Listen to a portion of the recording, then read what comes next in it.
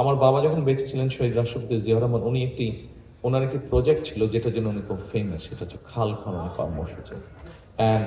ঢাকা শহরে আমরা যারা বসবাস করি, ঢাকা শহরে যখন যারা আমরা বসবাস করি তারা হয়তো ব্যাপারটার গুরুত্ব আমরা অতটা বুঝি না, কিন্তু যারা গ্রামে বসবাস করেন, জেলা উপজেলা শহরে বসবাস করেন, তাদের কাছে এই জিনিসটা অত্যন্ত গুরুত্বপূর্ণ। তবে আমার মনে হয় গত বিগত কয়েক বছরে, 10-15 বছরে, আমার ধারণা এখন ঢাকা শহরে আমরা যারা বসবাস করি, ঢাকা শহরের যারা অধিবাসী আমরা, তারাও বোধহয় খাল খননের প্রয়োজনীয়তাকে অনুভব করছি আমরা। কারণ ঢাকা শহরে আমরা বিভিন্ন খালগুলো ভরাট হয়ে যাবার ফলে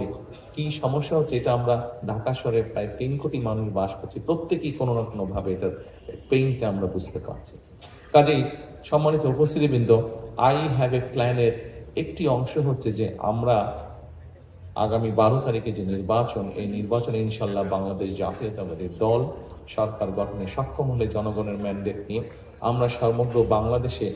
20,000-এর মতন কিলোমিটারের মতন খাল আমরা খনন করতে চাই।